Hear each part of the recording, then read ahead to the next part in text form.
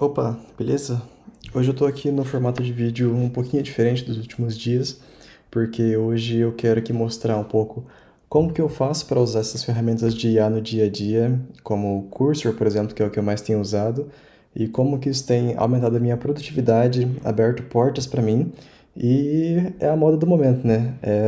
Todo mundo tem falado de IA, o hype de IA e o famoso vibe code, mas esse aqui é um pouco diferente do vibe code. Eu vou mostrar algumas coisas que eu faço que fazem com que precise corrigir menos as coisas e precise. Basicamente, você conversa com a IA, planeja as coisas e consegue ter um resultado melhor do que só falar construa tal aplicativo. E para começar, eu escolhi aqui pegar um projeto pessoal, porque eu queria mostrar como que eu faço isso no fluxo de trabalho certinho, mas eu não posso, segurança de informação aí. Então eu escolhi algum projeto pessoal meu. Inclusive, esse projeto aqui, ele é um projeto que eu vou usar para o meu mestrado, para a minha dissertação no mestrado, então eu já estou aproveitando aqui o unir o útil ao agradável. E basicamente ele surgiu como um projeto pessoal. A minha ideia era estudar um pouco como que funcionava streaming de vídeo. Eu queria fazer um clone da Twitch com o YouTube misturada. E aí eu fiz durante um tempo e deixei parado. Depois escolhi fazer isso como TCC do mestrado. E agora eu estou aproveitando esse vídeo também para testar uma coisa diferente e enquanto eu mostro como que eu uso o IA no dia a dia aqui. Então, acho que o primeiro ponto quando eu entro numa codebase nova, assim, que eu gosto de fazer, é pedir para a IA me ajudar um pouco a entender como que funciona, o que que tem, quais são as informações, como que os serviços se comunicam e tudo mais. Então, eu gosto de começar por essa parte de discovery, assim, de entender onde que eu estou me metendo. E acho que eu vou soltar alguns prompts aqui para pedir para ele me explicar um pouco quais são os serviços, como que está organizado as pastas, o que que tá, como que as coisas se conversam e quais são as tecnologias utilizadas. Então eu fiz aqui um prompt bem simples para começar. Basicamente escrevi aqui o que que eu quero entender sobre esse projeto, o que que ele se trata, quais são as tecnologias, como os serviços são conectados e quais são as principais features. Eu pessoalmente prefiro escrever em inglês, porque eu trabalho em inglês e já uso inglês no dia a dia há muito tempo. No começo, acho que ano passado, quando eu comecei, eu senti algumas diferenças dos prompts em português e em inglês, mas recentemente eu não tenho testado em português para saber se tem muita diferença ainda. Então, se você quiser testar e deixar nos comentários ver se tem muita diferença, eu costumo usar em inglês mesmo. Então, beleza, acabou de terminar aqui a execução dele. Ele trouxe aqui algumas informações, como eu falei, que é uma plataforma de streaming de vídeo inspirada no Twitch e no YouTube, que suporta streaming de vídeo on demand, algumas coisas das tecnologias, como os micro frontends com Next.js, React, Angular, Vue, e tudo mais, back-end em várias linguagens também. Banco de dados, algumas coisas assim. Aqui um diagrama de como as coisas são conectadas, como que tem os serviços na parte do front-end, do back-end e tudo mais. As features principais, algumas coisas que eu deixei planejada nos arquivos de Markdown também, nos readmes ali para eu mesmo ler depois e estruturar e tudo mais. E eu gosto dessa parte de fazer um discover da aplicação.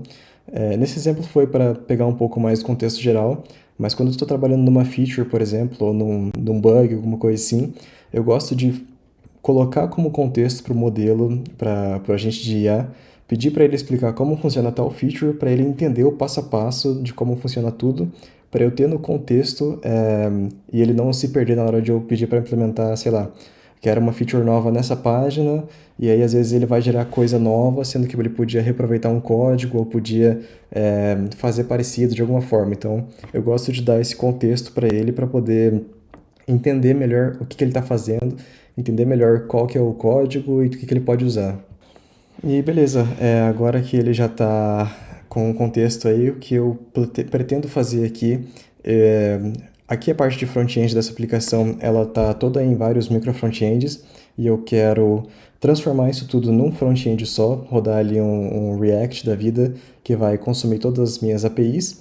Então o que eu vou fazer, eu vou entrar no modo plan, aqui dando um Shift Tab, e vou pedir pro agente, vou conversar com ele para planejar toda essa parte de o que tem que fazer, como que eu vou estruturar, quais tecnologias que eu vou usar, para ele poder ter um passo a passo do que fazer, em vez de só pedir e sair gerando código. E para essa etapa, eu gosto bastante de usar o Opus 4.5, porque para mim ele é o modelo mais inteligente até então. Então eu vou conversar com ele aqui, vou pedir para ele estruturar um plano e ver o que sai. E aqui, mais um prompt simples até. Eu basicamente falei que tenho setup de micro front-end, eu quero criar um front-end único para consumir todas as APIs e perguntei como que a gente pode fazer isso e quais tecnologias que a gente pode usar. Então, eu vou ver o que ele vai dar aqui de estrutura, o que ele vai sugerir para a gente fazer. O que eu gosto do Play Mode é que ele vai te perguntando coisas, vai pedindo, fazendo questões para identificar para que caminho que você quer ir, quais tecnologias que são mais utilizadas. Então, basicamente, ele viu ali quais front-ends que tinham, quais tecnologias que usam e perguntou o que eu quero seguir. Então, eu quero fazer basicamente um React com Vite, não quero usar Next por enquanto, quero um React que é mais tranquilo. E quais features deveriam estar inclusas? Deixa eu ver. Video Player and Discovery, Live Streaming Viewing. Eu quero o Video Player and Live Stream Viewing. Quero essas duas features para poder ter duas coisas diferentes para trabalhar ao mesmo tempo.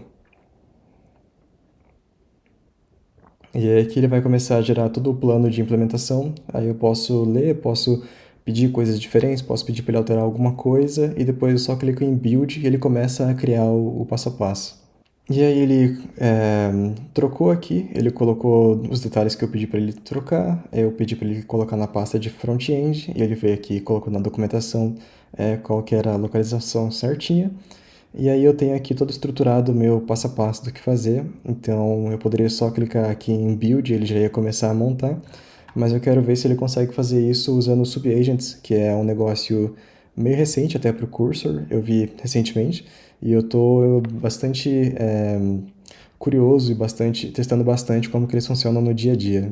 E lá na empresa, outra coisa interessante é que a gente organizou o projeto num formato de monorepo. Tenho basicamente todos os meus serviços aqui em uma pasta do meu computador. Esses outros repositórios, esses outros serviços, eles não estão diretamente no GitHub nesse repositório, mas eles estão linkados com o gitignore. Então, basicamente, aqui na empresa como funciona, a gente clona o monorepo e aí tem scripts para clonar todos os outros repositórios na pasta e aí eu consigo usar a minha pasta do monorepo como a minha pasta padrão para utilizar o cursor e os agents, por exemplo. Porque dessa maneira eu consigo que ele entenda o contexto geral do nossa aplicação, sem precisar ficar especificando para ele como que é cada lugar e onde que é cada lugar. A gente tem isso documentado e ele consegue acessar informações de outros serviços muito mais rápido. E aí uma coisa legal que eu fiz lá esses dias foi sobre... eu ia mexer num serviço que precisava alterar 7 microserviços e eu abri a pasta do monorepo no Cursor, conversei com ele sobre a feature, passei pela parte de planning, passei pela parte de discussão, e aí quando eu comecei a implementação, eu pedi para ele usar um subagent para cada serviço, então ele fez um negócio alterando 7 serviços ao mesmo tempo, e eu acho que demorou tipo 5 minutos, 4 minutos, alguma coisa assim, foi bem rápido assim, e eu só passei revisando algumas coisas. Mas voltando aqui para o nosso aplicativo de streaming, eu vou trocar aqui do plan para o Agent Mode e vou pedir para ele construir utilizando subagents também. Posso utilizar, sei lá, um subagent para construir a parte de vídeo e outro para a parte de live stream, outro para conectar a API e por aí vai. E aqui tem o meu prompt, eu falei basicamente o que eu comentei para vocês, de construir os serviços utilizando subagents. E aí ele fez aqui basicamente o setup inicial e agora ele está rodando os subagents construindo cada uma das coisas que eu pedi. E aqui a gente pode acompanhar o que ele está fazendo, ver o que ele está procurando, qual o passo que ele está, então tudo em paralelo. Acho que depois de uns 4 a 5 minutos ele acabou de gerar, ele passou algum tempo corrigindo alguns erros de tipagem, coisa assim, Mas acabaram aqui os nossos 3 agents, aqui dá pra gente acompanhar o que ele fez, tudo mais, os 3 deles. E agora ele já corrigiu alguns problemas de tipagem que ele tinha deixado, buildou o projeto e agora vamos dar um run aqui para ver o que vai sair. Pode ver que ele criou tudo mocado, porque por enquanto não está conectado no back-end, que essa página ele não criou ainda. Aqui tem a parte de live, que foi o que eu pedi, e a parte de discovery de vídeos. A parte de trending não está implementada ainda, então eu vou pedir para o cursor, eu consigo entrar aqui no modo debug e eu vou pedir para ele acessar essa página como se fosse um usuário e testar ela para ver como que está funcionando a página. Basicamente eu estou pedindo para ele clicar no botão de trending, verificar se a página acessa corretamente e navegar na página como se fosse um usuário.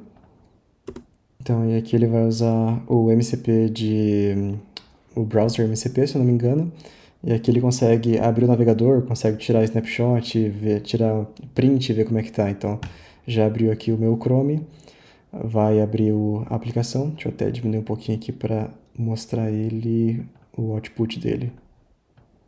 Então, ele abriu aqui a página de trending já, falou aqui que não está funcionando, identificou esse problema, capturou o snapshot.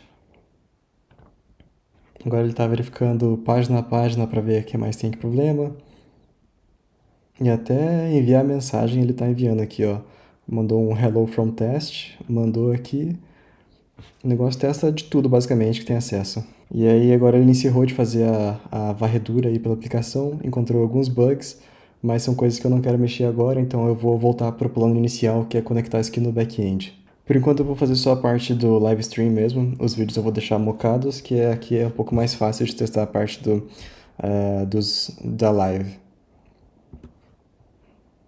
Ele acabou de gerar aqui para mim as coisas que eu tinha pedido, já falou até qual que é o passo a passo de testar para rodar os serviços do back-end, como que eu posso testar, colocando, por exemplo, aqui no meu OBS, qual o URL que eu posso colocar. Então eu vou testar aqui e se der certo eu volto para dizer, senão eu volto também para dizer que deu errado e peço para ele corrigir. Bom, depois de alguns minutos aqui, acho que sei lá, uns 10 minutos, conversando um pouco mais com o chat, eu consegui rodar primeiro os serviços do back-end, e aí depois eu fui basicamente testando como que eu poderia conectar isso aqui no Streamlabs e acessar e tudo mais, qual rota que eu deveria acessar. Conectei aqui no meu OBS, não consigo mostrar aqui, consigo mostrar agora. Eu tenho aqui, ó, configurei aqui uma Custom Streaming Server com o meu servidor RTMP e a minha Stream Key. E aí com isso eu consegui rodar o meu servidor local com a minha live. Ele tá rodando aqui em loop o negócio que eu deixei, mas isso aqui tava rodando e eu tava transmitindo do meu Streamlabs OBS enquanto passava aqui no site rodando no localhost. Então funcionou tudo conectado, tudo rodando local. E acho que essa é uma das principais coisas que eu uso, assim, são as principais coisas que eu utilizo para poder ter um resultado melhor trabalhando com esses agentes de IA. Normalmente também eu passo verificando os arquivos também aqui, vou fazendo code review antes de sair aceitando tudo. Uma coisa sobre os modelos também. Atualmente eu uso mais o Opus 4.5, o Composer, o Sonnet e o Gemini 3 Flash. Eu uso o Opus quando eu quero fazer coisas mais complexas, faz tipo planejamento de task ou resolver algum bug mais complicado. Eu uso o Composer quando ele é algo mais rápido e simples, porque ele é um modelo muito rápido. Eu uso o Sonnet e o Gemini para tasks diferentes, assim. Às vezes eu vou fazer um code review, por exemplo, rodo um comando. Outra coisa que eu vou falar também aqui sobre os comandos que tem aqui que eu posso setar. Eu uso esses dois e aí eu rodo o Opus, o Sonnet e o Gemini, tudo em paralelo para fazer o code review da branch que eu tô. Então eu consigo às vezes ter resultados bons combinando o output deles. E aí, outras coisas que eu uso bastante também aqui são os MCPs. Eu tenho conectado o MCP do GitHub, do Notion, do Postgres, porque aí eu consigo conversar aqui pelo chat, pedir para ele acessar meu banco de dados, pedir para ele gerar queries para mim, verificar algum tipo de data, alguma coisa assim, escrever coisas no meu Notion, pegar informações do meu Notion, abrir um PR para mim, revisar um PR. Aqui na parte de rules, skills e subagents, eu também tenho algumas coisas configuradas. Tem aqui o meu preset de regras que eu tenho, basicamente como que eu quero que o agente use, baseado nas tecnologias, algumas... Deixa eu aumentar um pouquinho isso aqui. Princípios, nomenclatura, funções, como que ele vai fazer, como que ele vai estruturar o código e tudo mais. Então eu tenho aqui umas regras padrões. Aqui na parte de skills é algo que eu estou testando um pouco mais agora. Então eu criei uma, por exemplo, de code review, que eu basicamente explico para ele como que eu gosto de fazer o code review e como que é para ele fazer e verificar nisso aqui baseado em onde que ele está checando. E essas skills ele consegue ativar sem eu pedir para ele ativar. Então às vezes eu peço, sei lá, alguma coisa para ele fazer um code review e aí ele vai chamar essa skill naturalmente. Subagents eu falei um pouco. Os comandos que eu comentei também, eu tenho um comando que é o /review_branch, que aí eu especifiquei aqui que ele vai pegar coisas da branch de dev, comparar com a minha branch, verificar, fazer as verificações de qualidade de código, de segurança e tudo mais. Então eu rodo esse comando, ele consegue rodar todas as coisas que eu preciso. Outra parte que eu uso bastante também aqui é a parte de indexing e docs, que é basicamente eu consigo adicionar aqui um link para uma página, documentação eu uso bastante. Por exemplo, eu peguei aqui, eu estava mexendo com a documentação do Tauri para fazer aplicativos desktop, e aí eu coloquei aqui a documentação dele. Eu posso mencionar tipo um Tauri app e pedir alguma coisa relacionada a essa documentação para ele poder entender melhor e estar mais atualizado, sem ficar dependendo do que ele foi treinado ou coisa assim. E para finalizar, só uma recapitulada rápida aí pelo que a gente passou. Então, basicamente eu gosto de pedir para o agente me explicar como funciona um fluxo para eu entender, para ele ter no contexto dele como aquilo funciona e não delirar, não sair inventando coisa. Eu gosto de usar o modo de planning dele para poder criar todo o planejamento antes de sair construindo alguma coisa e poder discutir, perguntar questões, que ele me pergunte questões também, para a gente chegar numa implementação boa. Na parte de implementação, eu tenho usado bastante os subagents para poder fazer as coisas em paralelo. Sobre modelos, eu uso bastante o Opus 4.5, porque para mim ele é o mais inteligente, mas ele também é lento para algumas coisas, então eu uso ele mais para tasks mais complexas, para fase de planejamento, e por aí vai. Eu uso bastante o Composer 1 para poder fazer coisas mais rápidas, ou até mesmo a parte de exploração de código ali, que ele tem uma leitura muito rápida. E às vezes para algumas tasks eu rodo vários agentes em paralelo também. Para code review, por exemplo, eu rodo o Opus, rodo o Sunday 4.5 e o Gemini 3. Eu peço para os três revisarem a minha branch e eu tenho outputs diferentes, eu consigo comparar e ver qual que faz mais sentido. Também na parte de review de branch aí, citando um pouquinho de comandos e skills, são coisas que eu estou usando bastante também, estou investigando mais. Os comandos, basicamente, você dá um barra alguma coisa que você configurou e você consegue ter um contexto definido e um prompt definido para o agente, e aí ele vai executar o que você pedir. E as skills é basicamente a mesma coisa, só que sempre você precisar dar um barra alguma coisa. O seu agente vai identificar quando é propício fazer aquilo lá e vai executar. E outra coisa muito poderosa que eu uso são os MCPs. Eu uso, por exemplo, o servidor de MCP do Postgres, do GitHub e do Notion para poder conversar com o chat do Cursor e ter informações das minhas anotações, dos meus repositórios e dos dados no banco de dados. Então, são ferramentas muito poderosas. E por último, mas não menos importante, a parte de documentação, em que eu consigo colocar links da internet e ele vai indexar aquilo lá, vai pegar as informações e aí eu consigo ter dados mais atualizados, consigo ter dados mais frescos ou de coisas que ele não tem acesso. Então, com aquilo lá eu consigo fazer com que ele tenha um contexto maior para me ajudar no que eu preciso. E é basicamente isso. Eu espero que as minhas dicas aí, o jeito que eu uso as coisas tenham ajudado vocês também a entender melhor sobre como utilizar esses agentes, como você pode otimizar o seu tempo, otimizar a sua produtividade, entregando coisas muito mais rápidas. Depois que eu comecei a entender melhor sobre esses agentes e usar mais no dia a dia, tem coisas que antes eu demorava 3 horas para fazer, agora eu demoro, sei lá, 3 minutos. E aprender essas ferramentas tem aberto muitas portas para mim, assim. O emprego atual que eu tô, eu consegui graças a isso, porque na empresa anterior eu fui basicamente um dos primeiros do time a ir atrás dessas ferramentas, a entender como que utilizava, o que poderia fazer com isso. E aí eu fiz um post no LinkedIn falando sobre os MCPs, sobre o Cursor, e o pessoal da minha equipe atual viu e achou interessante. Então, graças a utilizar essas ferramentas na prática e aprender mais sobre isso, tem aberto mais portas para mim. E tem umas também que eu ainda não posso contar, mas eu vou contar nos próximos vídeos aí, que também tem umas novidades massas vindo, graças a esse tipo de conhecimento também.